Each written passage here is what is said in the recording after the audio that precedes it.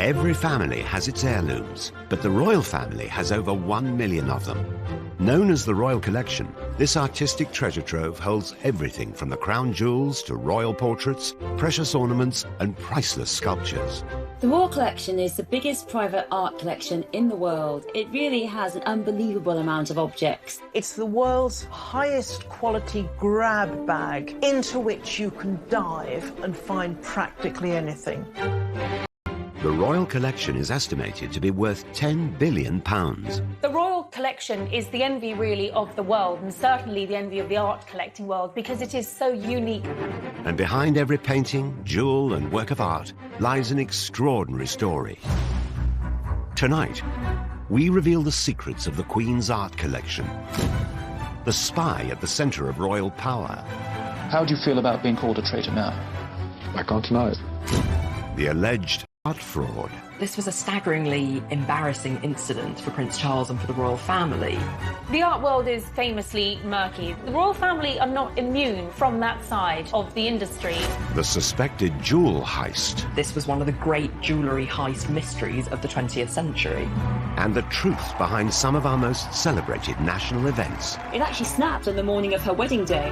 This is the secrets of the royal art treasures.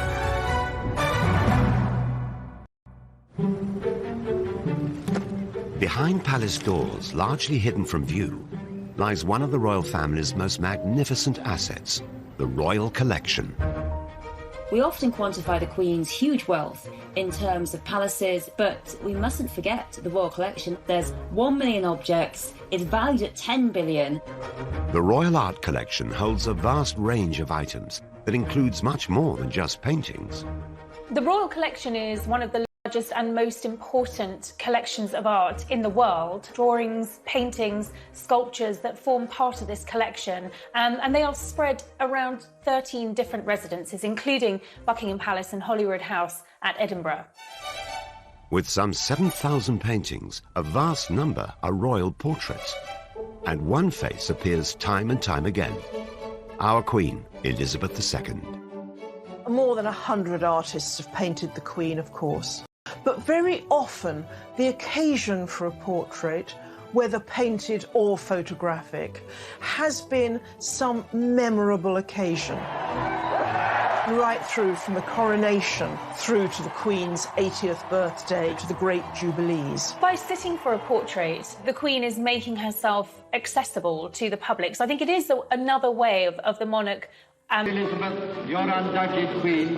One of the most iconic of these images captures her on the day of her coronation in 1953. The photo was taken by renowned society photographer Cecil Beaton. It looks as though the Queen is sitting in the Lady Chapel at Westminster Abbey, but actually this portrait was staged in the throne room at Buckingham Palace using a photograph of Westminster Abbey as a backdrop. And that really underlines that element of theatre that is always part of royal portraiture and pageantry. It's this young, glamorous Queen in her full robes, but Cecil Beaton wrote about her purity of expression. When our Queen took the throne, the nation was recovering from the aftershocks of World War II. Rationing had only just ended, and the bitterness over the abdication crisis of 1936, when Elizabeth's uncle Edward VIII renounced the throne, was still very raw. I have found it impossible to carry the heavy burden of responsibility. The monarchy needed to project an image that spoke of a new start. Beaton really captures that sense of optimism for the future, I think. There's also a sense of her steadfast gaze out of the frame of the picture, looking towards the future. Cecil Beaton's iconic photo was a masterclass in royal PR. The monarchy's power and majesty is reinforced in every detail of the photo. Everything about the picture is symbolic. She's wearing the imperial state crown. In her left hand, she holds the orb, and in her right hand, the scepter with the cross. She's sitting so poised and alert right at the centre of the picture. And the way the robes fall around her, they create this very stable pyramid in the picture, suggesting perhaps the stability for the country of the arrival of this new monarch. And special painting or photo of the Queen has been added to the royal collection at regular points throughout her reign. Each one is a chance to mark the progression of her time on the throne. In amongst the formal portraits have been some surprising works. In 2012, the Queen bought 4 Andy Warhol prints of her own image for the royal collection. Well, the image of the Queen is probably one of the most powerful and instantly recognisable images in society. I mean, she is immediately familiar. Warhol's arrival at his London gallery is like a royal progress. Andy Warhol was a founding father of the pop art movement. He took images of the world's most famous faces and reproduced them over and over, as if they were more mass-produced commodities than worth century. Andy Warhol, he was the man who invented the saying, "We all have 15 minutes of fame." In the Queen's case, it's an awful lot more. And I think what he's trying to convey here is what happens when you repeat an image so many times, that the way the public engages with these famous figures is more with the trace of the person or the idea of what they represent rather than the real person underneath. Although it's not known how much the Queen paid for this item, other Andy Warhol prints of iconic celebrities have auctioned for over $80 million. While the Warhol portraits cemented the Queen's status as an icon, other portraits in the royal collection have been noticeably less glamorous. In 2000, she agreed to be painted by controversial artist Lucian Freud. Many people complained that it made her look lined, lumpy. It really isn't a flattering portrait. At the time of this portrait, Lucian Freud was the biggest name in British art. His pictures would sell for nearly £20 million, and by the time he died in 2011, he had accumulated the largest estate of any British artist, £96 million. Although the most successful artist in Britain, his portrait of the Queen met with controversy. I think it's fair to say that the portrait provoked mixed reactions when it was first unveiled.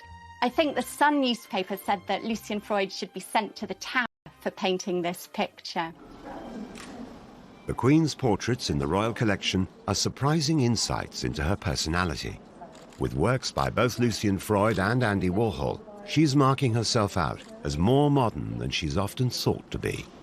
I think it's very interesting that she wished to connect herself with this absolute avant-garde, cutting-edge artist, and being very wily and astute at realising that these artists have a lot of pulling power, and if she is represented by them, she shows herself to be a modern woman in touch with cultural and artistic values of the day.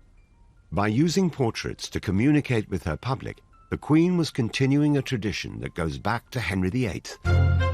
But it was not until Charles I started collecting art on a mass scale in the 17th century that the foundations of the royal collection were laid. The royal collection, as we know it, really kicked off with Charles I. He was like a little boy in a sweet shop. He began the royal collection on a staggeringly high level. Just as our own Queen has done throughout the 20th century, Charles I filled the royal collection with portraits, the perfect painter for his royal propaganda campaign, Dutch master Van Dyck. Charles appointed Anthony van Dyck as his court painter in 1632 because he realised that Van Dyck had the skills and sophistication to be able to strengthen Charles I's public image and to promote his royal authority. Charles I's reign would come to a bloody end with defeat to parliamentary forces in the English Civil War and his public beheading. But in 1633, the increasingly unpopular king wanted to persuade his subjects of his divine right to rule. Realizing the power of his image, he commissioned Van Dyck to paint one of the most striking works in the history of royal portraiture. It shows him on horseback coming through an archway, and it's a splendid symbol of royal portraiture at its most magnificent. The king himself was actually a small man of 5'4". He looks like a giant on the back of his steed. The way he controls the horse almost is an emblem of his own ability to hold the reins of power, that he is bestrutting the British nation. He has the nation in his control. Once completed, Charles I found an imposing place in which to hang his new portrait. It was deliberately placed at the end of a gallery in St James's Palace, so that if we were a courtier or a visitor coming in, would be confronted with what looked like the king on horseback coming towards us.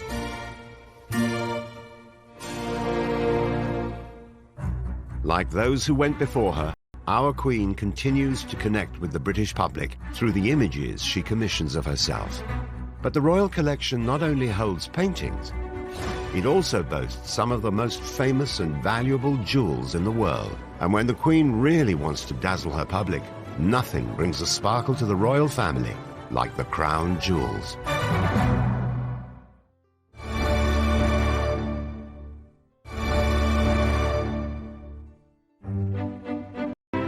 The Queen's artistic treasures, known as the Royal Collection, form the largest private art collection in the world. Many of these some 1 million items are publicly displayed at Buckingham Palace and galleries around the country. Yet the collection's most iconic items are kept deep inside the Tower of London. It is here that the Queen's most cherished artifacts are guarded, the crown jewels. The crown jewels must surely be among the most dramatic, visible signs we have of our history. For almost a millennium, the Tower of London has been considered the safest place. Staggeringly valuable, staggeringly impressive collection. The crown jewels are the items used by the monarchy in sacred and historic ceremonies, most notably the coronation. The crown jewels really are the most powerful symbols of British monarchy. Often called the regalia, made up of entirely different objects. There's 143 of them, I believe. Crowns, sceptres, plates, spoons, trumpets, all of them are encrusted with these incredible stones. I mean, you never see such big diamonds and pearls and rubies. They almost look so big that you think they have to be fake, they're so huge. There are nearly 23,000 individual jewels embedded in the regalia of the crown jewels. Each one adds something different to the crown jewels, not only in terms of the value of the stones themselves, but the symbolism and the history and the culture of the jewels themselves. With some of the largest and most valuable stones in the world, debate rages over the value of these historic items. What is the value of the crown jewels? That is a very interesting concept. Do you value it on the commodity itself or the addition of the cultural history? It's priceless. I mean, if you saw one of those jewels on the open market, you'd immediately know and you'd tell the Queen. But there's some estimation that they could be worth 5 billion. So that's an incredible sum. Every year, 2.5 million visitors see the crown jewels in one of the most heavily guarded locations in the capital, the Tower of London's Jewel House. The chances of stealing these are very slim indeed. There is a round-the-clock protection operation that includes 22 guards, 100 security cameras, bomb-proof glass, which means you simply cannot get through to get those jewels. Of all the regalia on display, it is the crowns that generate the most fascination. The crown jewels has 3 main crowns: St Edward's crown, the Imperial State crown, and the Queen Mother's crown. And the 2 that our Queen wears are St Edward's crown and the Imperial State crown. The last and grandest symbol of all is the crown of St Edward. The St Edward's crown was used to crown the Queen in the historic coronation ceremony of 1953. So the St Edward's State crown has the arches. It is the heaviest. It weighs a whopping 2 kilograms. So when you're sitting there waiting to be crowned and 2 kilograms comes onto your head, it takes a lot of practice. In fact, the Queen practiced very diligently for her coronation, putting books on her head, really to practice what it would be like to carry 2 kilograms of jewels on there. Although St Edward's crown is the most symbolically important of the 3 in the royal collection, it doesn't hold the most valuable stones in the crown jewels. And it doesn't have the gigantic diamond or a gigantic ruby that the Imperial State crown has, or even the Queen Consort's crown, the Queen Mother's crown. It can be had, we believe, for a bargain price of 32 million. Once the Queen's coronation ceremony was completed in Westminster Abbey, St Edward's crown was exchanged for the lighter but more valuable imperial state crown. The Queen, now wearing the imperial state crown, leaves the chapel to the strains of the national anthem. Which is probably the most instantly recognisable crown. It is the one that the Queen wears every year for the state opening of Parliament. My lords, pray be seated. It has some 2,868 diamonds and weighs over a kilo. And the Queen has said that you actually can't look down while you're wearing that crown because it is so heavy to wear. So when you see this thing actually moving, it's a shimmering mass of light with all of these major stones set within. The third crown in the royal collection is not actually worn by the Queen. Known as the Queen Mother's crown, it was made for Queen Elizabeth, consort of King George VI and mother to our current Queen. The Queen Mother wore it for the 1953 coronation. Since then, it's only been used in a royal ceremony once.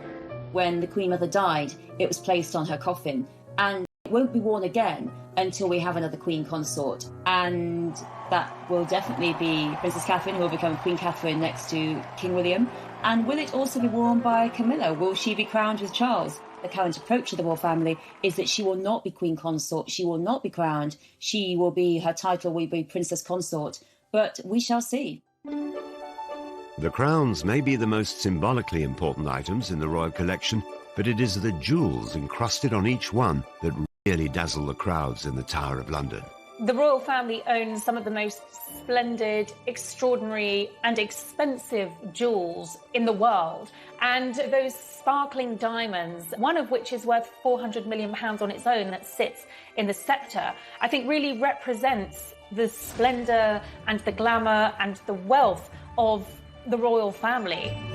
Known as the Cullinan One, this stone is the largest clear-cut diamond in the world at 530 carats.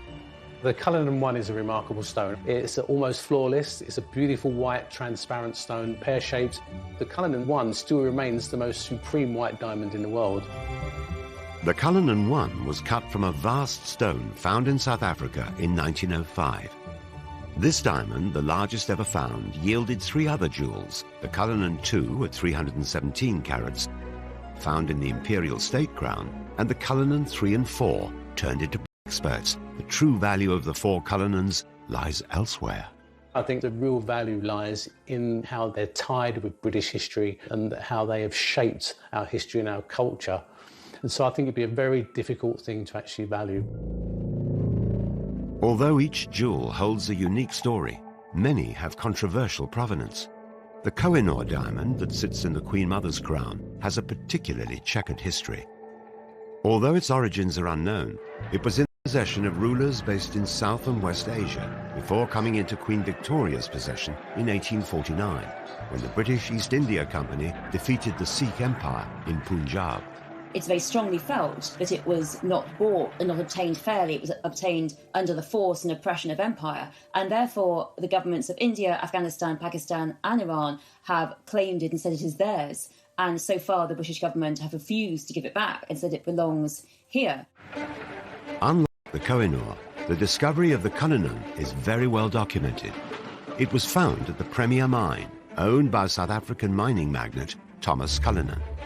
This was probably the greatest historical find of any gemstone in the whole world.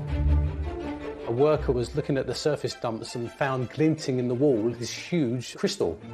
Took this out of a pocket knife, took it up to the mine office and weighed it and studied it, and they had in their hands the largest diamond ever found at 3,106 carats. Absolutely incredible. Preparations were made for the stone to be transported to Britain, where Thomas Cullinan's agents would put it on sale. And then once it was going to be shipped by boats to England, a replica was made, and the actual real stone itself went via just normal posts in the post, and the actual replica went in a special armed guard as a decoy stone. The stone went on sale, but due to its high price tag, remained unsold after 2 years. It was eventually purchased by a South African politician and gifted to King Edward VII in 1907 as a symbol of unity after the Boer War. The stone was then transported by train to Sandringham. It had its own first-class carriage with the royal detectives. The head of Scotland Yard took it to King Edward VII, and the rough stone was gifted to him on his 66th birthday. With the largest rough diamond in history at his disposal, the king now had to decide how to cut it. Diamonds are very strong, and so they had to find a person who would, be very careful and not damage the stone in any way. And so the great company, the celebrated company Ashers of Amsterdam, were appointed to cut this stone. And so they came to London, they studied the stone for a week to find out how to cut this thing. And remember, this stone is fist size, it's as big as my fist. A chisel in the top, smacked it with the hammer to break it, and the chisel broke. After another attempt, the stone was cleaved into 4 separate diamonds. The 4 Cullinan jewels are now the showpieces in the crown jewels. But beyond the items in the Tower of London, the royal collection is rich in other priceless regalia that bestow splendour and authority on whoever wears them. As well as the jewels and the crowns in the royal collection, which bring incredible visual splendour to the royal family, coronets are also very, very important. They are essentially smaller crowns. And I think probably the most famous coronet is the one that was used for the Prince of Wales's investiture. The coronet for sovereignty. Prince Charles's coronet took centre stage in his 1969 investiture ceremony. It's incredibly unusual. It's got an orb at the centre of the piece with quite futuristic spikes around it, so it's immediately recognisable. The royal collection provides the star items for any coronation or investiture. Yet weddings too are given a dash of glamour with treasures from the Queen's personal jewellery box. We're most used to seeing tiaras at royal weddings, but we also see them at state receptions as well. And they are usually gifted within the royal family and handed down from one woman to another. So there is that historical link. The tiaras are what we all have in our head when we think of a princess fantasy, Disney style. On her wedding in 1947, the Queen wore the Queen Mary fringe tiara, given to her by her mother. There's actually a great story behind it, in that it snapped. It actually snapped on the morning of her wedding day, and a palace aide had to rush it to the jeweller to mend it and then rush it back. And if you look very closely, you can actually see the break there when it snapped, because these are very delicate items. More recently, in 2018, Meghan Markle wowed the crowds at her wedding when she wore the Queen Mary diamond bandeau tiara. But it was reported later that the tiara generated controversy behind palace doors. Meghan had actually set her sights on another tiara from the royal collection, which wasn't deemed suitable because it allegedly had stones from Russia, which wouldn't have been suitable for a royal wedding. It has been speculated that Meghan's first choice was the Vladimir tiara, an item thought to have joined the royal collection after the Russian Revolution in 1917. Encrusted with emeralds, rather than the more common diamonds, it could have been an unusual choice for a wedding tiara. So she was strongly urged to go for her second choice, and she did look beautiful in it on her wedding day, but the story is that there were tears and tantrums behind the scenes because Meghan didn't get the tiara. To me, of royal glamour and historic symbolism. But the extraordinary riches held by our monarchy are not only used to dazzle the public, because when Great Britain really wants to impress a visiting dignitary, there is nothing more thrilling than the treasures of the royal collection.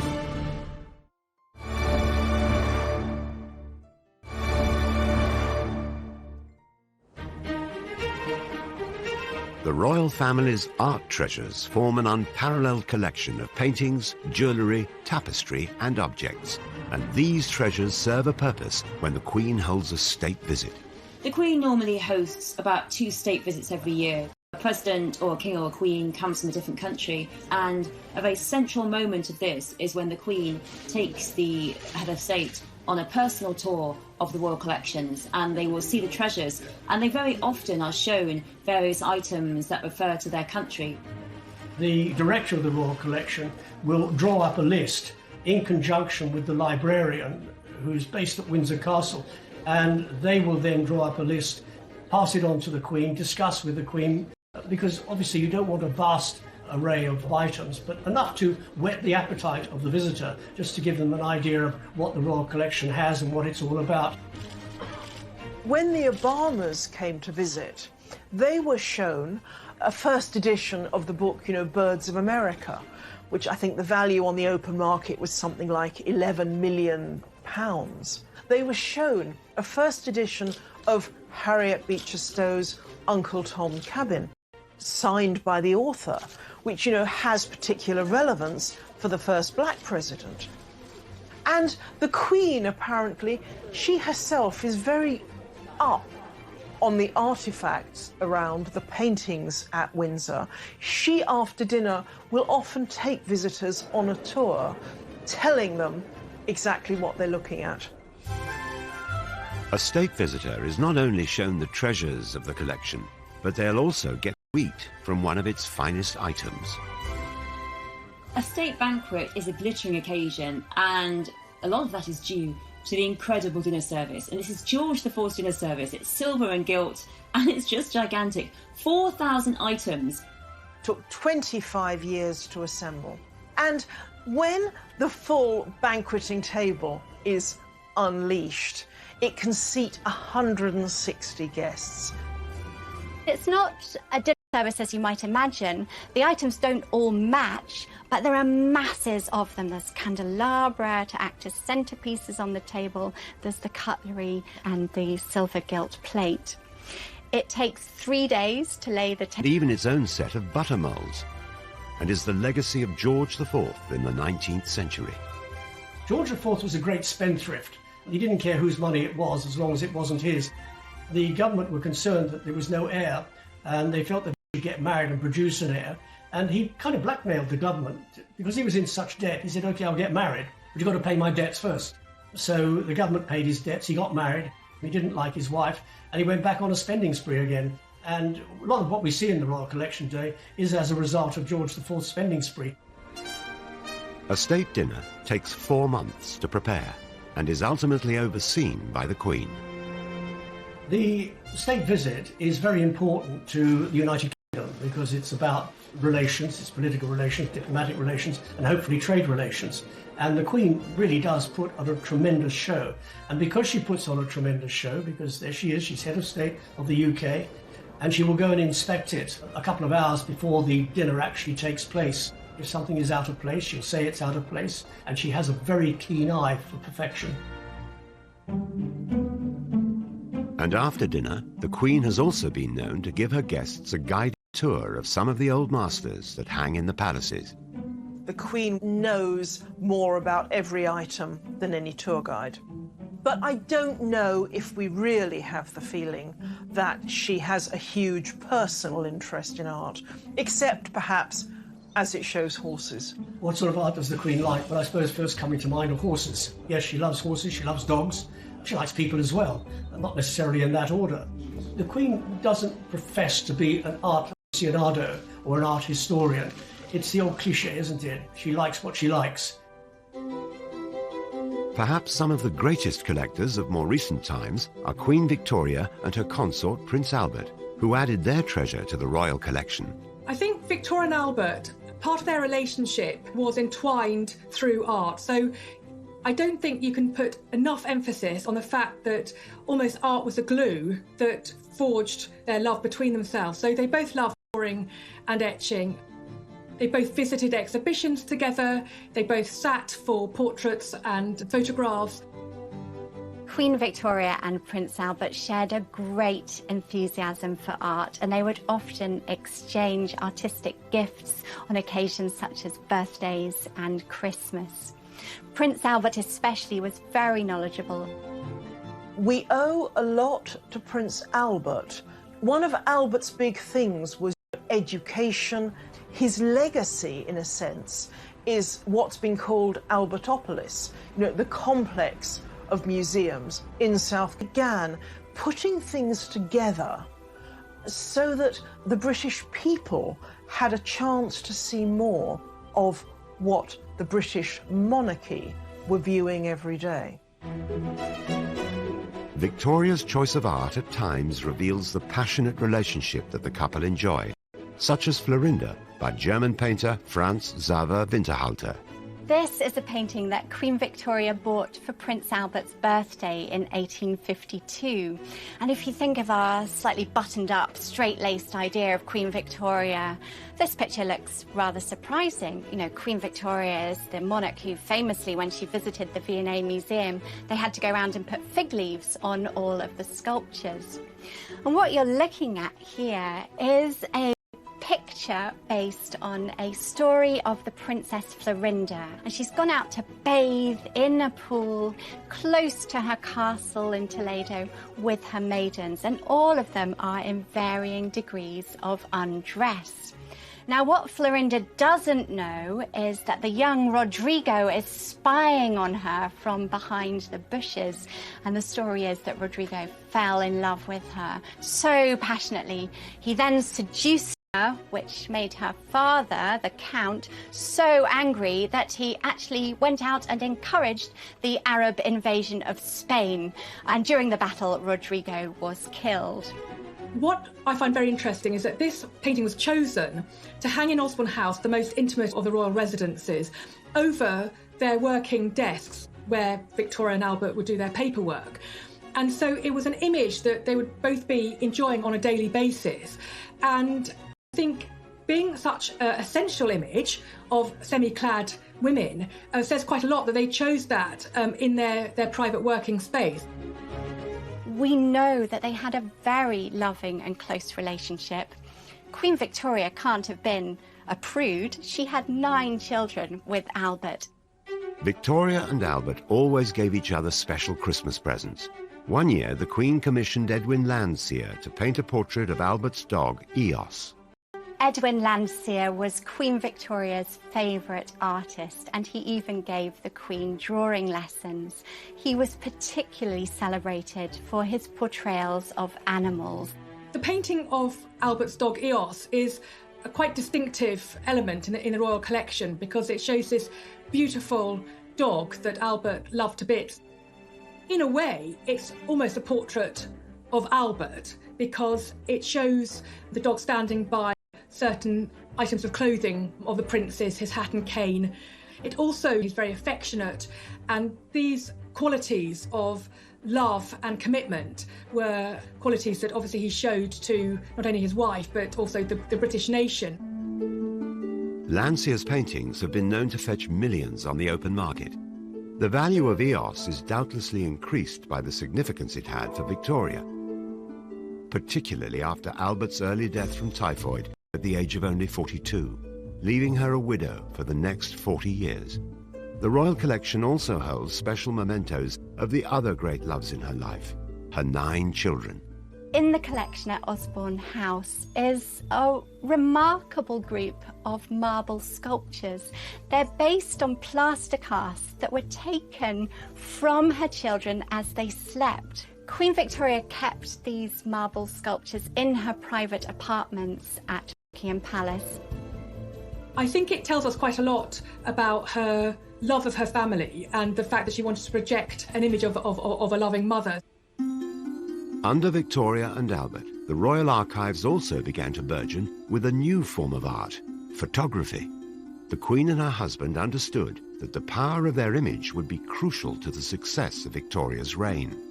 And what Albert and Victoria did in particular was they presented themselves as the model family, a perfect family, mother, father, children. But also, I think because of the Reform Act, because of the greater basis of middle-class power in terms of voting that was having power in the country, Victoria really is catering to a middle class, and that very much is presenting herself as quite an ordinary, humble-looking family.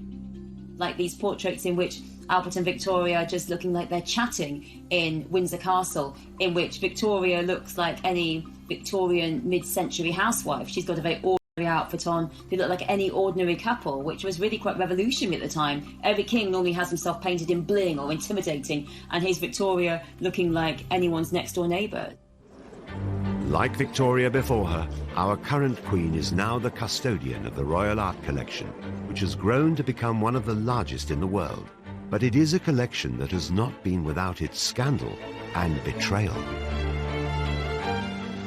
How do you feel about being called a traitor now? I can't deny it. And the family's treasures have also been a target for theft. This was one of the great jewellery heist mysteries of the 20th century.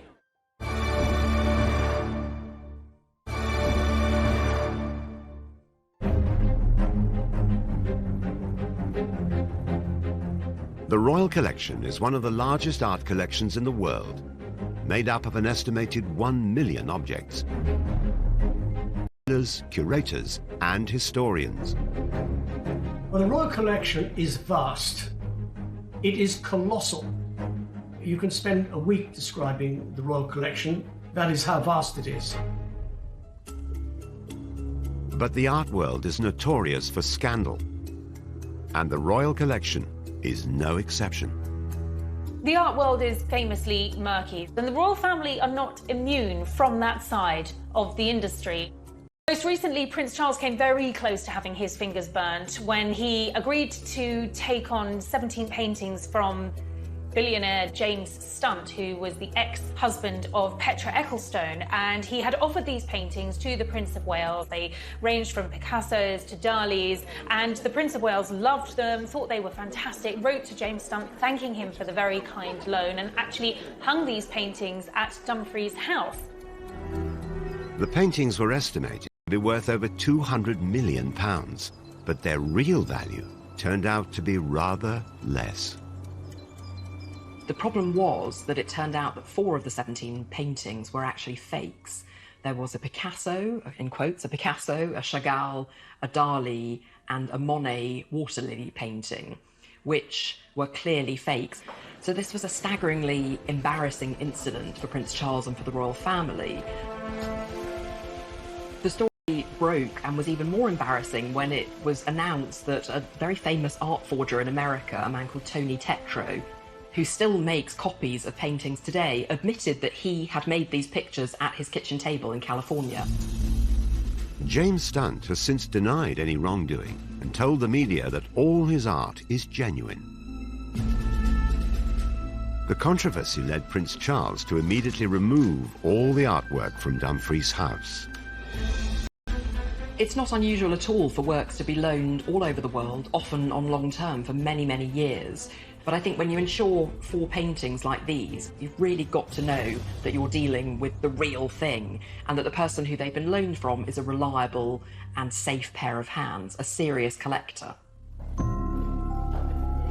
Charles's brush with illegitimate art wasn't the first time that the royal family or their collection of treasures had been dragged into a scandal. Over 80 years ago, Edward VIII was believed to have taken jewels from the royal collection as a gift for his lover, Wallis Simpson. She was a woman who loved jewels. She had wonderful taste in jewels. She had this amazing collection that was worth millions and millions, absolutely incredible collection. I suppose Edward thought it was fine to give jewels to woo Wallis because she'd be the queen, but as it turned out, she wasn't the queen, and... 46, the controversial former monarch returned to the UK with his wife for the first time since his infamous abdication. But in mysterious circumstances, all of Wallis Simpson's jewellery, including the jewels from the royal collection, disappeared. They went out for the evening to the theatre, and Wallis Simpson was specifically asked beforehand would she like to pack away her jewels in a strong box, and she said no, it's fine, they're fine as they are. But lo and behold, when they came back that evening, they found that a small box of jewels had been stolen. But the mystery deepened immediately because there was a string of pearls belonging to Queen Alexandra that was found on a local golf course. And immediately there were conspiracy theories all over the place. It really all seemed a bit suspicious. Was it someone in the royal collections trying to steal the jewellery back? Or was it Edward himself trying to do some kind of insurance job? If you're going to steal all that kind of jewellery, you would expect it to be immediately broken down, sold off, not end up in a golf course somewhere. Despite an arrest for the theft being made in 1947, millions of pounds worth of Wallis Simpson's jewellery was never found. This was one of the great jewellery heist mysteries of the 20th century. But the biggest scandal to hit the royal collection wouldn't be fake art or a mysterious disappearance. It would turn out to be the man in charge of the entire collection. After the Second World War had ended, the Queen's father, King George VI, employed art historian Anthony Blunt as surveyor of pictures and in charge of the royal collection. Anthony Blunt does fit in to a long line of royal servants, but those who have been particularly associated with art. He was a great art lover and he really was devoted to the art collection. After Elizabeth succeeded her father to the throne, Anthony Blunt continued in his role, curating and maintaining all of the Queen's art.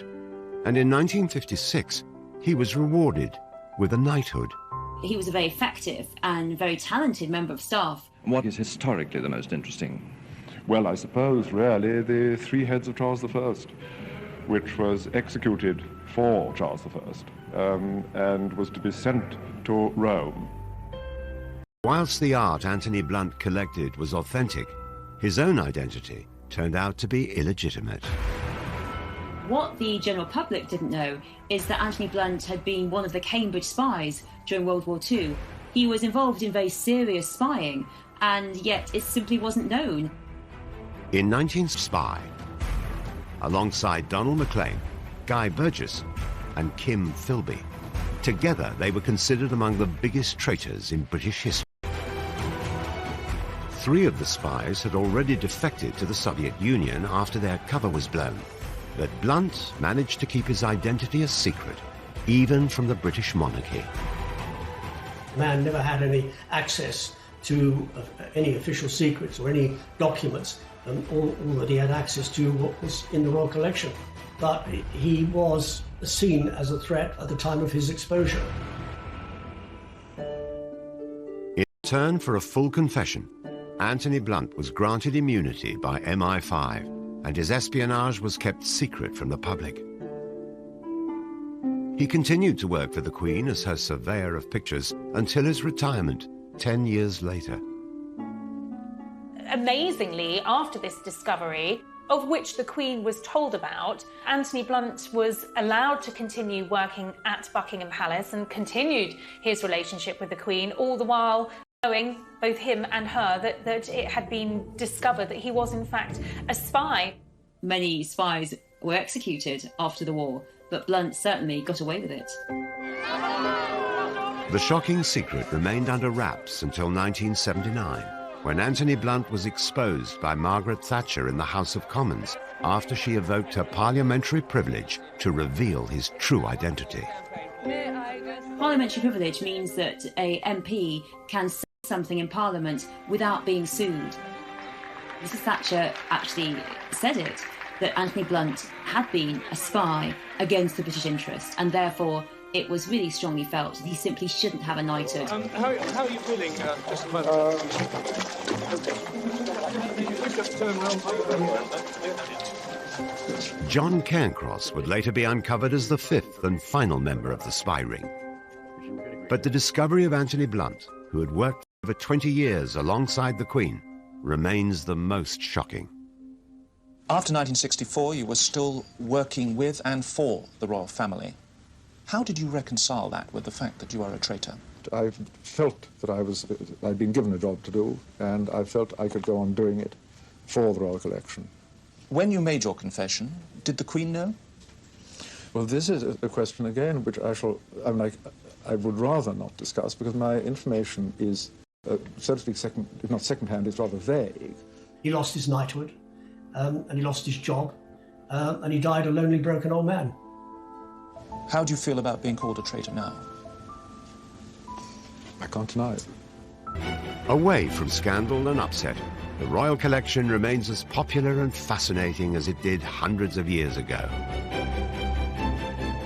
But which of the million pieces of art is the most valuable? How many more of the collection's treasures are still waiting to be found? There's every possibility that there may be other hidden masterpieces in that collection waiting to be rediscovered.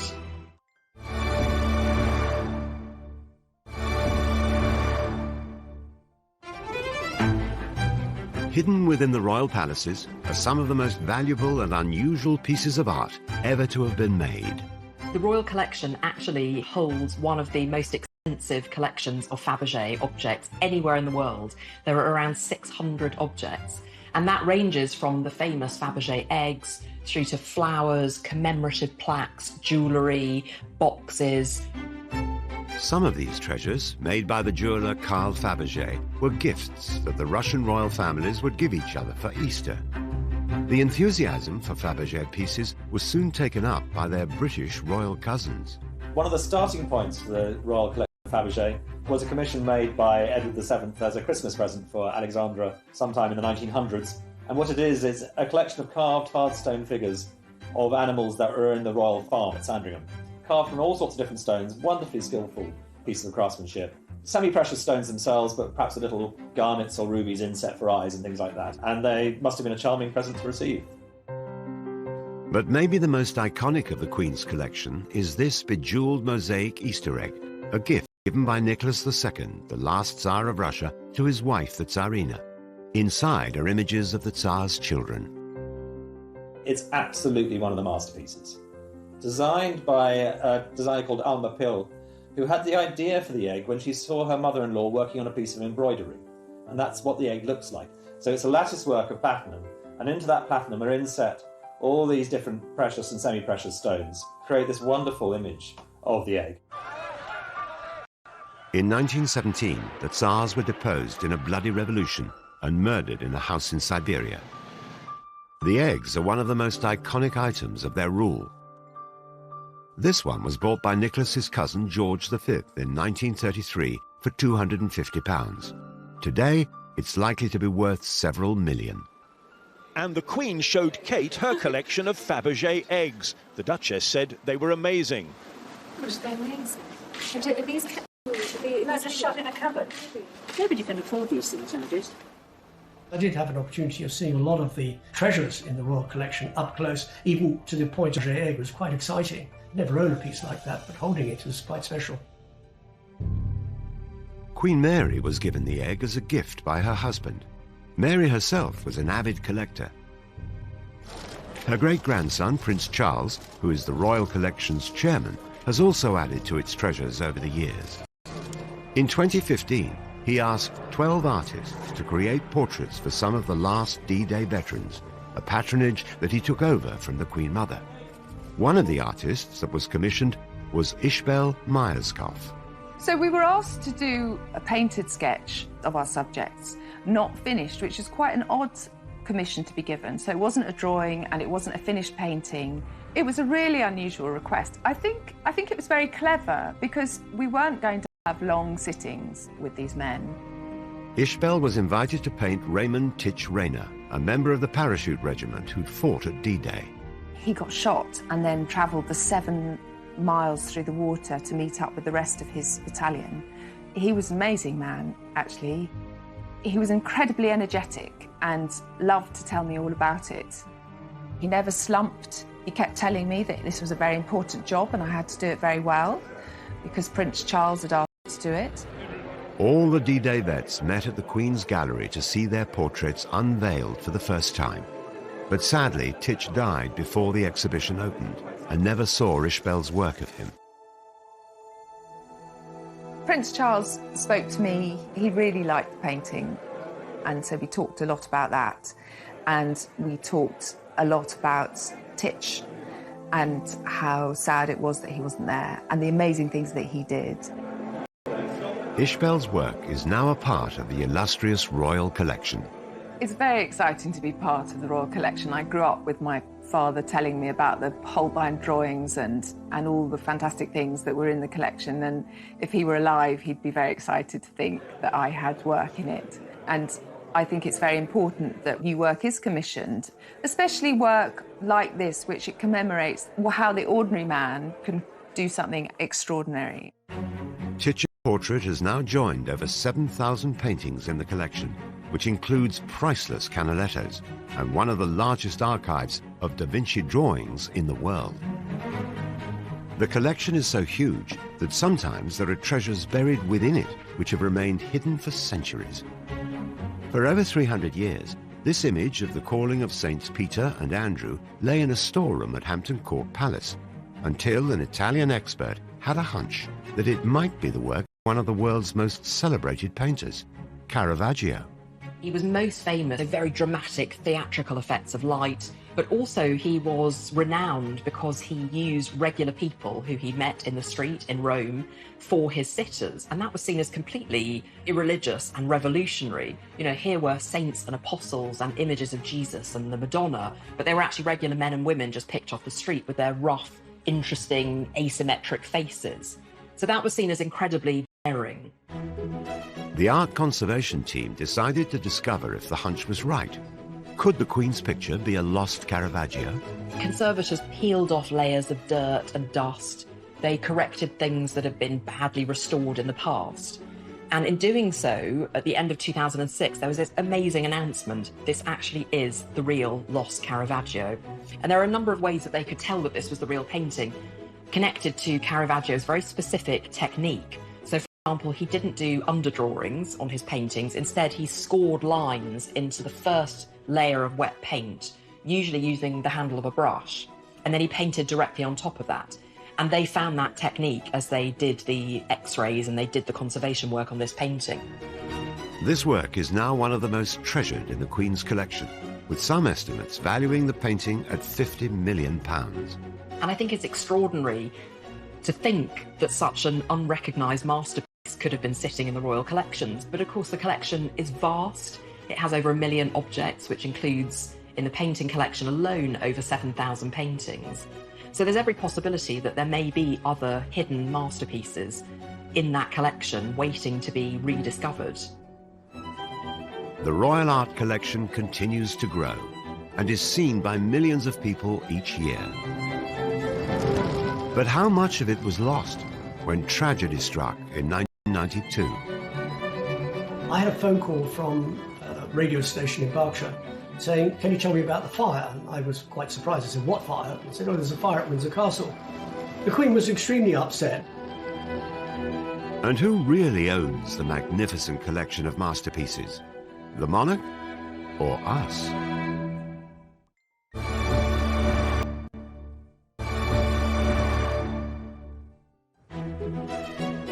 The Royal Collection has grown for almost 400 years, with many of its items on display to the public across the UK. It is part of the national heritage that we have this collection, that we are lucky to have this collection and lucky that we are able to show this collection to millions of people every year. But much of the art remains private and for royal eyes only. So who really owns this magnificent collection? We've got to make very clear that the Queen does not own the royal collection. She is its custodian. She owns it as Queen, as sovereign, but she doesn't own it personally. These are all silk ties from Shane Connolly. Yes. It is the nation's collection of art. She is the caretaker, if you want, of the collection. She holds it in trust for the nation. Today, the Royal Collection can be visited at several residences across the UK. But at the start of Queen Elizabeth's reign, the Royal Collection was completely private, despite the British taxpayer funding its upkeep.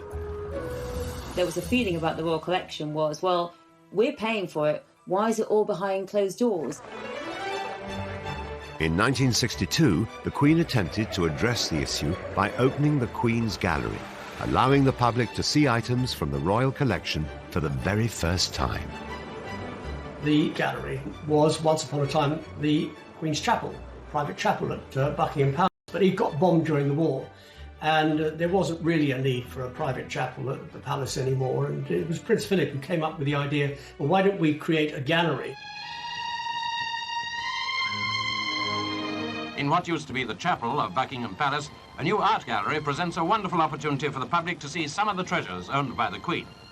The opening of the Queen's Gallery came at an important moment, the early 60s, when there was a huge awareness that the royals needed to make themselves and their possessions more accessible to people. Rembrandt's Lady with a Fan, acquired by George IV in 1819. One outstanding masterpiece from the collection. This was an opportunity of bringing the royal collection to the masses. A royal portrait to end this glimpse of a truly royal collection. The Queen took further steps to connect the royal collection and the public, but only after disaster struck in 1992. I was actually in my office at Buckingham Palace, in the press office, and I had a phone call from a radio station in Berkshire saying, "Can you tell me about the fire?" And I was quite surprised. I said, "What fire?" They said, "Oh, there's a fire at Windsor Castle." The Queen's favoured residence had been engulfed in flames after a faulty spotlight ignited a curtain. The Queen was extremely upset. Windsor has a great attachment to the Queen. I suppose it's the biggest attachment she has after Balmoral Castle in Scotland. 115 rooms in Windsor Castle succumbed to the tragic blaze, which continued long into the night. But miraculously, only 2 works of art from the royal collection were lost in the fire. But the impact of the fire on the royal collection, fortunately, was quite minimal. But the monarchy was really under the cosh because nobody knew how this was going to be paid for.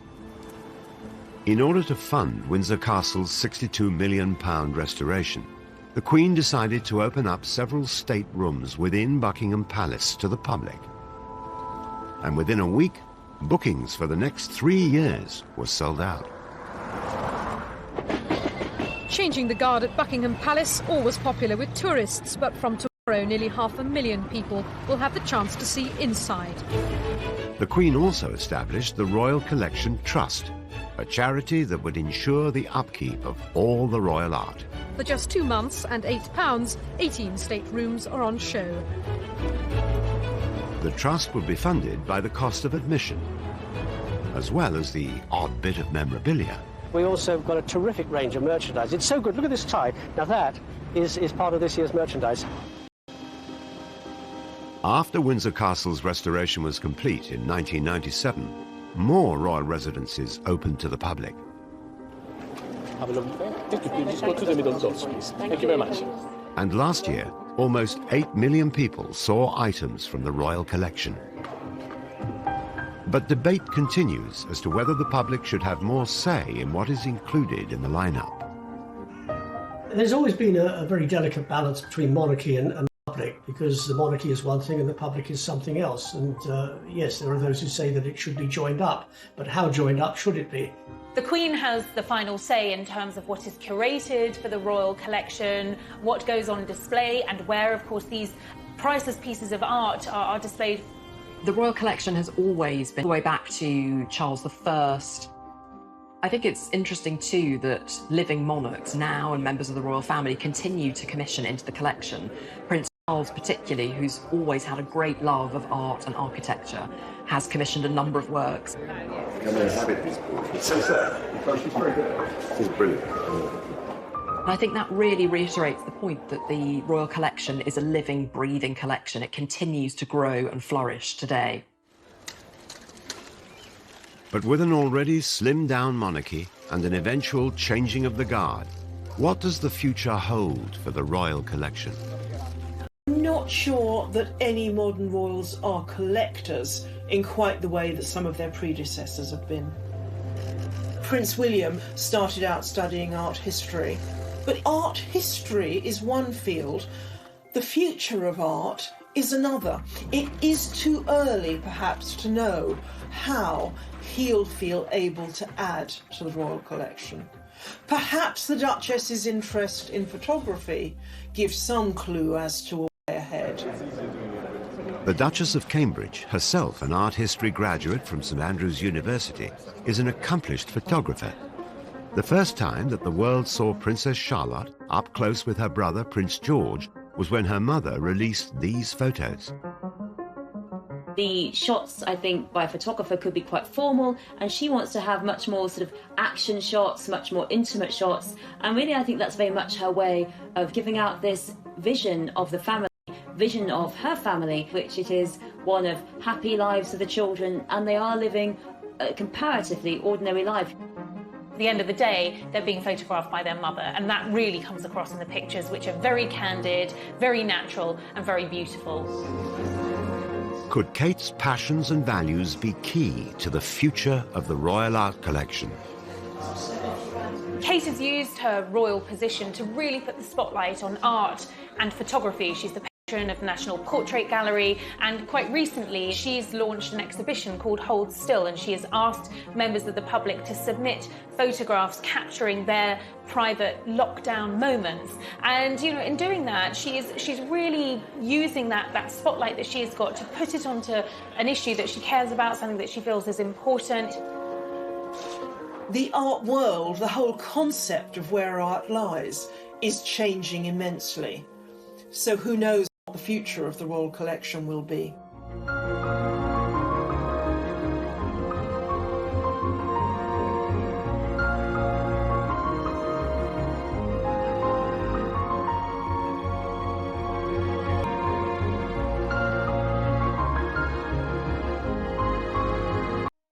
When Elizabeth's uncle Edward VIII renounced the throne, was still very raw.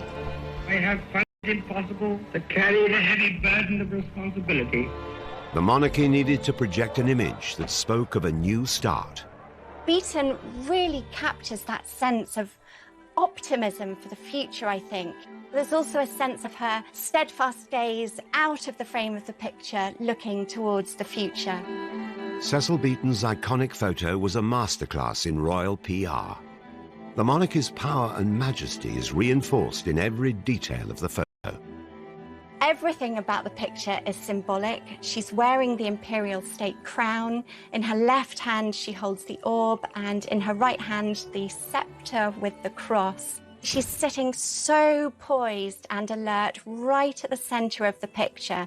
And the way the robes fall around her, they create this very stable pyramid in the picture, suggesting perhaps the stability for the country of the arrival of this new monarch.